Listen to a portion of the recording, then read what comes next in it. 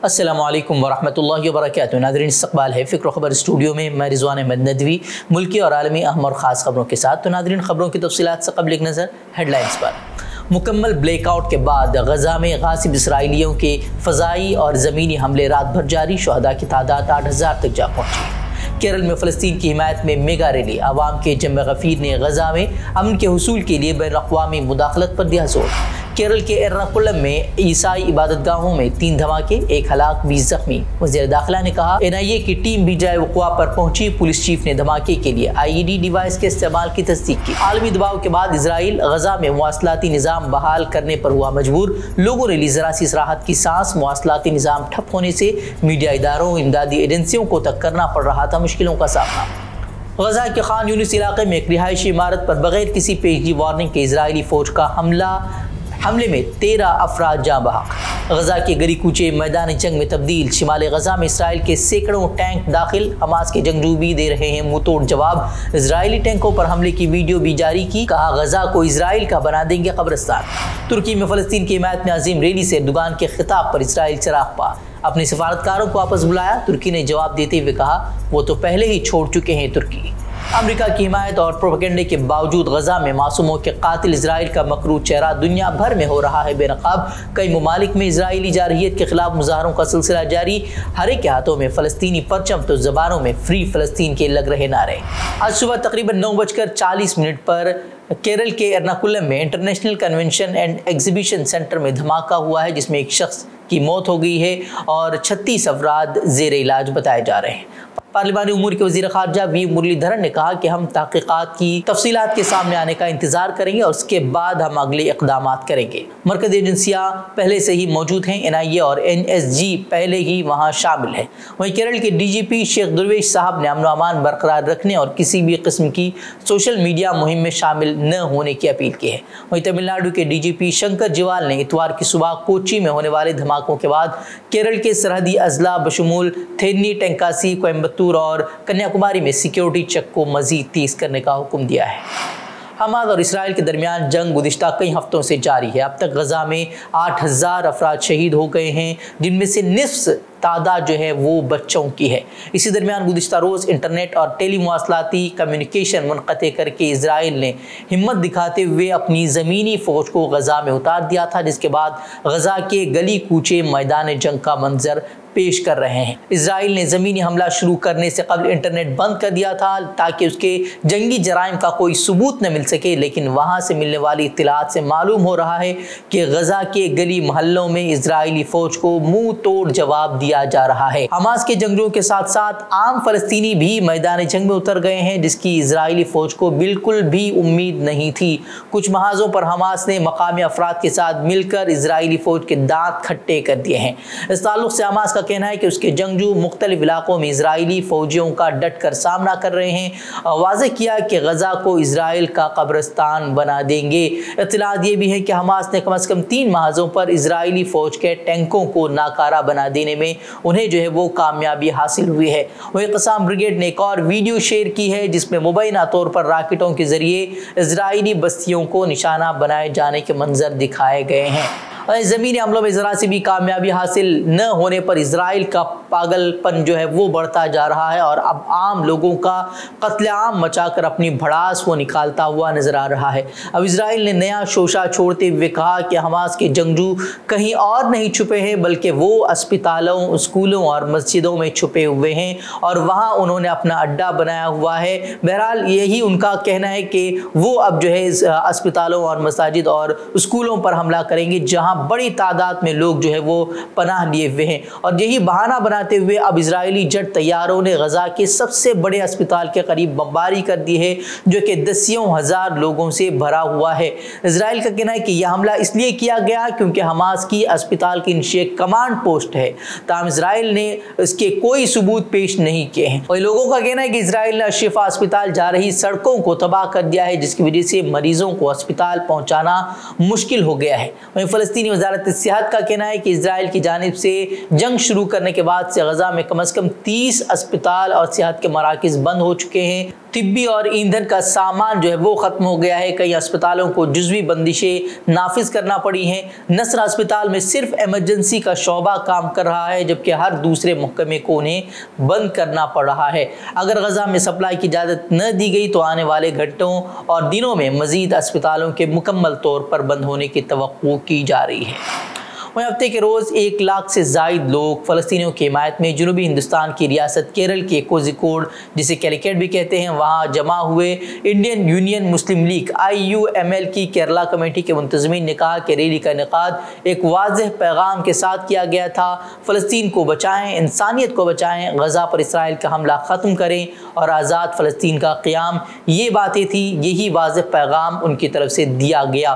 وہ IUML نے کہا کہ ریلی کا مقصد خطے میں جاری بحران کی طرف بین الاقوامی توجہ مبذول کرانا ہے اور مکمل امن کے حصول کے لیے بین الاقوامی مداخلت اور بات چیت کی ضرورت پر زور دینا ہے. گزشتہ روز ترکی میں فلسطین کی حمایت میں زبردست ریلی منعقد کی گئی جس میں لاکھوں لوگوں نے شرکت کر کے فلسطینیوں کے ساتھ اظہار یکجہتی کا مظاہرہ کیا. ترک صدر رجب طیب اردوغان جو کہ بڑے عالمی لیڈروں میں شامل ہیں انہوں نے ریلی سے خطاب کرتے ہوئے اسرائیل اور اس کے حامیوں کی بقیہ ادھیڑ کر رکھتی ہے.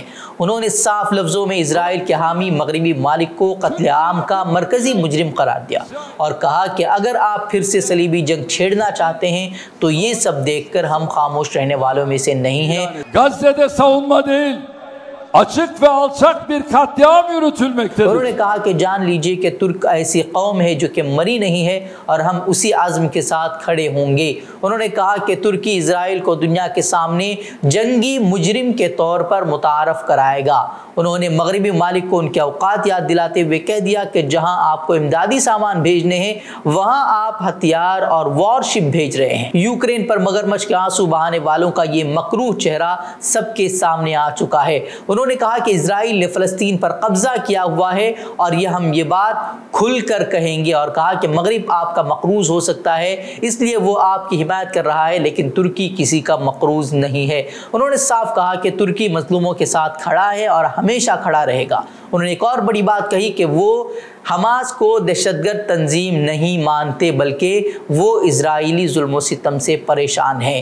انہوں نے اہل غزہ کو بھی سلام پیش کیا کہ جو کہ اتنی شدید بمباری کے باوجود اتنی تباہی کے باوجود اپنی زمین چھوڑنے کو تیار نہیں ہیں اور صبر کا دامن تھامے ہوئے ہیں. وہیں جس طریقے سے ترکی کے صدر نے ریلی سے خطاب کیا اور اسرائیل کی بقیہ ادھیڑ کر رکھ دی اس کے بعد جو ہے وہ اسرائیل تلملا اٹھا ہے. اسرائیلی وزیر خارجہ ایلی کوہن نے اب ڈرامہ کرتے ہوئے ترکی سے اپنے سفارتکاروں کو واپس بلانے کا اعلان کیا. حالانکہ کچھ ہی دیر میں ترکی کی وزارت خارجہ نے اس کا جواب دیتے ہوئے کہا کہ وہ تو 19 اکتوبر کو ہی ترکی چھوڑ کر چلے جا چکے ہیں. انہوں نے کہا کہ ان کی سمجھ میں نہیں آ رہا کہ وزیر خارجہ اسرائیل کے وزیر خارجہ کسے واپس بلانے کا حکم دے رہے ہیں. مولانا آزاد وچار منچ کے تحت مسلم حق پریشد کے اجلاس میں ملک میں مسلمانوں کی سماجی، تعلیمی اور سیاسی صورتحال پر تشویش کا اظہار کرتے ہوئے کہا گیا کہ ملک میں چند عناصر جمہوریت کا گلا گھونٹنے کی کوشش کر رہے ہیں. ہمیں ان کا مقابلہ کرتے ہوئے مستقبل کا لائحہ عمل تیار کرنا چاہیے تاکہ گزشتہ 9 سال سے ملک کو تاریکی کے غار میں دھکیلنے کی کوشش کرنے والوں کو کیفر کردار تک پہنچایا جا سکے. اس موقع پر جموں کشمیر کے سابق وزیر اعلیٰ اور قومی رہنما فاروق عبداللہ نے کہا کہ ملک کے موجودہ حالات میں محبت، برداشت اور تحمل کی ضرورت ہے اور اس درمیان ہمیں تعلیم کی طرف توجہ دینی چاہیے تاکہ نفرت پھیلانے والوں کا مقابلہ کیا جا سکے. انہوں نے مزید کہا کہ ہمارے بچوں کی تعلیم سے دوری زوال کا سبب بن رہی ہے. فاروق عبداللہ نے کہا کہ ہندوستان اور پاکستان کو نفرت سے دور ہو کر گفتگو کرنی چاہیے. ہمیں نفرت کو مٹانا ہوگا، جدوجہد کرنا ہوگا اور بھائی چارہ اس کا آخری راستہ ہے. مگر یہ وقت بدلے گا، یہاں پھر سے لوگ جئیں گے، ہندو مسلمان سکھ بھائی بھائی کی طرح رہیں گے اور رشتہ بہتر ہوگا. ہوا ہے مگر اس کا مقابلہ کرنا ضروری ہے. نفرتوں کا مقابلہ کرنا ہے، اس کے بغیر نہیں بنے گا. میں تو خاص کہتا ہوں کہ پاکستان کو بھی اپنی ہٹ درمی چھوڑنی چاہیے. ان کو بھی یہ سمجھنا چاہیے کہ اگر ان کو اس ملک کو بچانا ہے تو ہندوستان کے ساتھ دوستی میں رہنا ہے اور ہندوستان کے لیڈروں کو بھی یہ سمجھنا ہے کہ اگر اس ملک کو ترقی کرنی ہے تو اس ملک کے ساتھ دوستی میں رہنا ہے. اس کے بغیر نہیں بنے گا، نہیں بنے گا. کر لیں جتنا بھی کوشش کرنا چاہیے. جب بھی تھوڑا سا بھی کچھ ہندوستان پاکستان میں ہو جاتا ہے हम मुसलमानों का उसका खमियाजा भरना। लोकसभा मेंबर के तौर पर अपनी सरकारी लॉगिन आईडी को इस्तेमाल करने के लिए एक सनअतकार को देने के इल्ज़ाम में घिरी तृणमूल कांग्रेस की रुकने पार्लियामेंट महुआ मोइत्रा ने हफ्ते को कहा कि उन पर पैसा लेकर पार्लियामेंट में सवाल पूछने का भारतीय जनता पार्टी का इल्ज़ाम नाकाम हो चुका है और अब वो कौमी सलामती का इल्ज़ाम लगा रहे हैं। उन्होंने एक्स पर उसी पोस्ट में कहा कि हर एमपी का सवाल जवाब का पोर्टल उसकी टीम के कम से कम 10 लोग हर रोज़ लॉगिन करते हैं। उन्होंने कहा कि कौमी सलामती का मुद्दा ये नहीं है बल्कि ये है कि अडानी की मिल्कियत वाले फॉरेन पोर्टफोलियो इन्वेस्टमेंट को बंदरगाह और हवाई अड्डे खरीदने के लिए वजारत दाखिला की मंजूरी कैसे मिली, जबकि वो कंपनी एक धोखेबाज कंपनी है। काबिल जिक्र है कि बीजेपी के रुकने पार्लियामेंट निशिकांत दुबे ने महुआ मोइत्रा के एक पुराने दोस्त के जरिए तहकीकाती एजेंसियों से शिकायत को बुनियाद बनाकर लोकसभा स्पीकर से उनके खिलाफ शिकायत दर्ज की है और कहा है कि तृणमूल की इस रुकने पार्लियामेंट ने हीरानंदानी ग्रुप के दर्शन हीरानंदानी को अपनी लॉगिन आईडी का पासवर्ड दिया था जो कि दुबई में रहते हैं। उन्होंने कहा कि रुकने पार्लियामेंट की लॉगिन आईडी का अडानी ग्रुप के खिलाफ सवाल उठाने को लेकर गलत इस्तेमाल किया गया है। दूसरी जानिब लोकसभा की एथिक्स कमेटी ने महुआ मोइत्रा को 2 नवंबर को पेश होने के लिए बुलाया है। इससे कबल महुआ मोइत्रा ने पेश होने के लिए अपने मसरूफ शेड्यूल का हवाला देते हुए मजीद वक्त उनसे मांगा था और कहा था कि वो 5 नवंबर से पहले पेश नहीं हो सकती क्योंकि उनके पहले से प्रोग्रामात तय है। उत्तर प्रदेश के मुजफ्फरनगर जिले में महकमे तालीम ने मदारिस पर रोजाना 10,000 रुपए जुर्माना आयद करने का नोटिस अब वापस ले लिया है और नोटिस जारी करने वाले ब्लॉक एजुकेशन अफसर से वजाहत तलब की है, जिसकी वजह से महकमे तालीम बैकफुट पर आ गया है। हाल ही में मुजफ्फरनगर के ब्लॉक एजुकेशन अफसर ज्योति प्रकाश तिवारी ने 12 मदारिस को एक नोटिस देकर उन्हें शनाख्ती दस्तावेजात पेश करने की हिदायत दी थी। नोटिस में उन्होंने कहा था कि अगर शनाख्त न दी गई और मदरसा खुला पाया गया तो 10,000 रुपए यौमिया जुर्माना उन पर लगाया जाएगा। वहीं ब्लॉक एजुकेशन अफसर ज्योति प्रकाश के इस मनमानी नोटिस के बाद जमीयत उलमा हिंद आगे आई और ब्लॉक एजुकेशन अफसर और महकमे तालीम पर गलत नोटिस देने का इल्ज़ाम आयद किया। उसके बाद मामला जोर पकड़ता गया, फिर उस पर सवाल उठाया गया कि महकमे तालीम को ऐसे मदारिस को नोटिस देने का हक है या नहीं। इस तरह के सवाल के सामने आने के बाद मुजफ्फरनगर के अक़लियती बहबूद अफसर ने भी इस पर एतराज़ किया था और नोटिस वापस लेने को कहा था और अब वो महकमे तालीम वो बैकफुट पर आ गया है और उन्होंने नोटिस को वापस ले लिया है। तो नाज़रीन, खबरें मज़ीद खबरों के अलावा हमारे वेबसाइट www.fikrokhabar.com की तरफ रुख कर सकते हैं। वीडियोज़ के लिए हमारे यूट्यूब चैनल को सब्सक्राइब करें। तो नाज़रीन, इजाज़त दें। अस्सलामु अलैकुम व रहमतुल्लाहि व बरकातहू।